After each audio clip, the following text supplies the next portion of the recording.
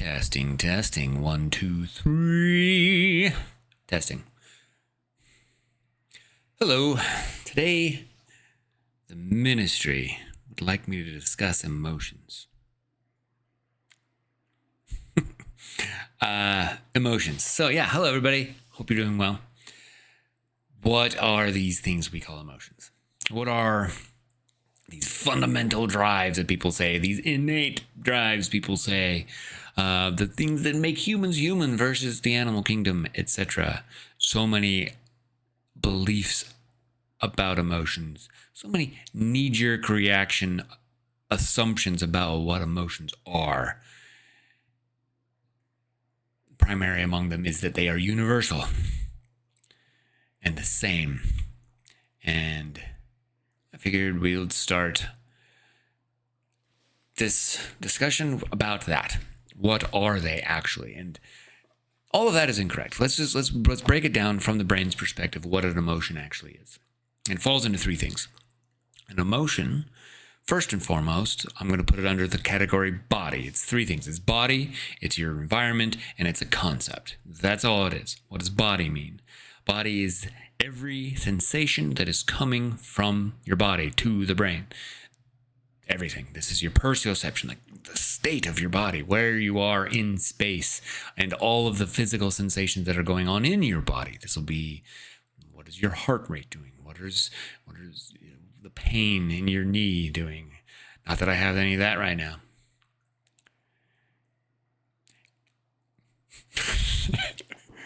And what else is going on in every sensation that's going on, including your digestion. This includes your fatigue levels. This includes your hormones. This includes everything that goes on outside of the brain is essentially what it is.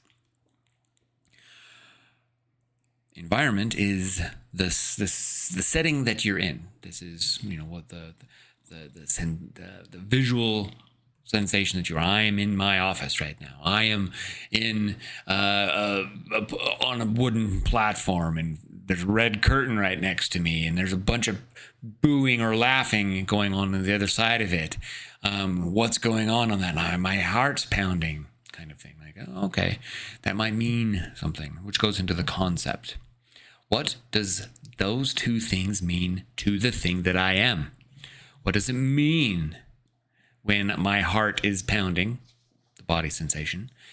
There's a red curtain right here. I can hear voices and stuff on the other side. I'm standing on a stage. What does that mean? Could be stage fright.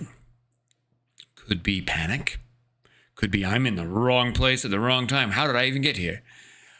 Could be excitement. Could be boredom. Could be, doesn't matter. The concept of what those two things mean is what your brain comes up with. And that's it. It's a concept. And then your brain goes forward with it. And these are aggregate. These are just tiny things that are repeatedly compounding on each other. You have that emotion, and then this other concept competing for it. And this one, well, last time I had a heart beating, I was running. I almost passed out. Am I about to pass out? Am I on a field? Am I on a track? Am I pouring sweat? No. Oh, well, that concept gets kicked out. The brain is constantly filling the blanks with the understanding of the world that it's in, with the knowledge that it has. And these knowledge artifacts, I suppose, I call parts. And they are built of, that's part two. That's ministry part two. These parts are built of these emotional concepts, and they're just added onto. But let's go back to and do basics first, emotions. So perhaps our body is giving us the sensation that I've got butterflies in my stomach. Maybe I'm on a first date. That's the setting, and I'm with somebody that is objectively attractive, very symmetrical face, healthy looking physique, etc. Smells good. The concept might be, ooh, I'm attracted to this person. Ooh, I really like this person. Not only that I'm attracted, it's like there's sparks. because I'm feeling it in my stomach even. Ooh, my body knows what's going on. Cool. Maybe you go home and throw up because you're sick. Maybe you go on a second date and there's nothing. Oh, it was an error. That's the key here, is every time people say there's an innate emotion that we all have, and there's an innate response, and emotions are true, is misleading and is misnomer. Emotions happen, obviously. Yeah, there are emotions. It doesn't mean that this emotion means this. Universally, first off, even the idea of what the emotion means is not universal, and that emotion is correct in the first place. Like, it actually means something. Like, no, I am on a first date and my stomach does feel this way, therefore I am attracted to this person. We'd be in the wrong relationship if that happened. That would be a brutal thing. That I'm drawing that example from Lisa Feldman Barrett's How Emotions Are Made. Excellent example, excellent book, highly recommend. Ministry approved. There are errors. At each level of what are these emotions that I broke down into body, environment, concept, there's an error. Body. My heart's beating fast, but it's artificial and I've got a bunch of caffeine. I could mislabel that. I'm in a setting that doesn't match the actual setting I'm in. I think I'm the man of the hour, but I'm not the man of the hour. I think it's my birthday, but people are more excited about somebody else's birthday, or I forgot the right birthday, or this party's not for me, or this party is for me. Errors. I can make an error about the setting. That's universal. Or you're sitting and somebody waves at you and you're like, and they're actually waving with the person behind you. Like, that happened to me all the time, I feel like, and it's always embarrassing, but I misread the environment. Error 2. Error 3, the concept. The concept is actually just incorrect in the first place. Like, and backwards. Like, these three concepts, these three ideas of what an emotion are, play with each other and vicariously interact with each other too. So if I feel that I'm on a good first date, I might actually feel butterflies in my stomach. I might think I'm on a good first date, and then I might move myself into a setting in an environment where I'm actually closer to this person, which could, roll. Like, that's what these emotions are for. They're trying to help navigate the world in a more efficient, better way, a successful way. And by the way, what is successful for the brain? The definition is I didn't die. I didn't die yesterday. Therefore this was good. This was useful. So the bar is super low for what is good and useful. The concepts can also be wrong with. So say for instance, let's see. You've got the idea that I'm the center of attention. That's a very ubiquitous concept that people have. I'm out in public, I'm the center of attention.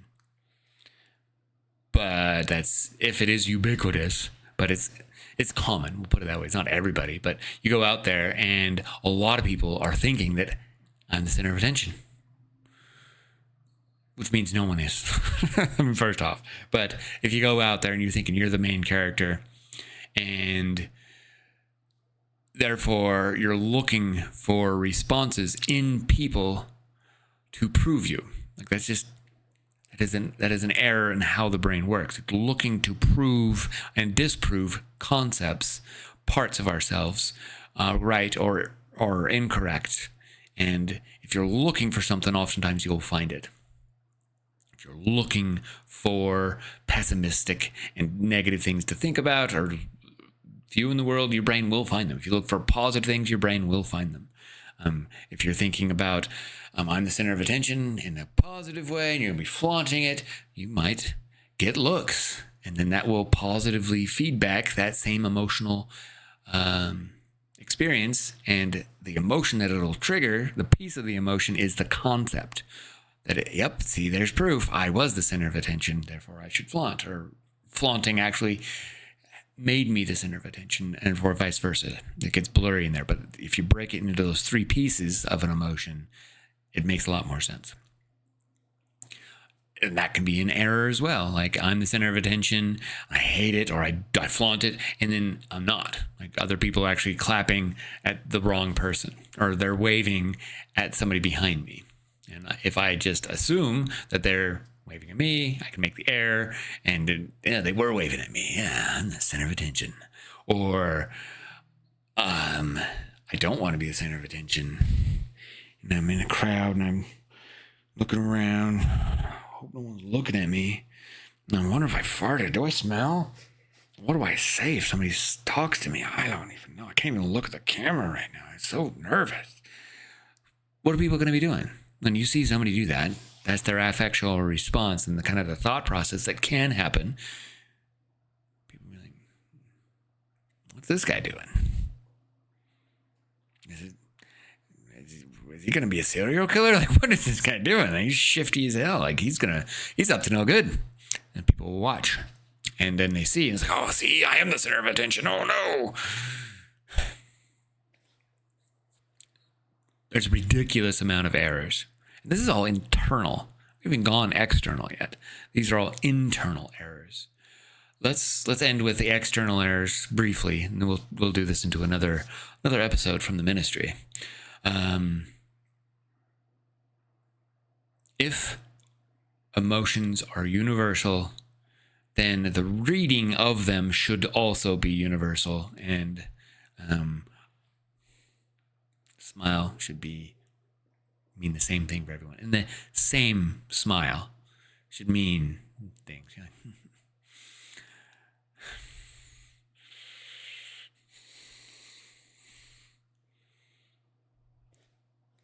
all those mean different things.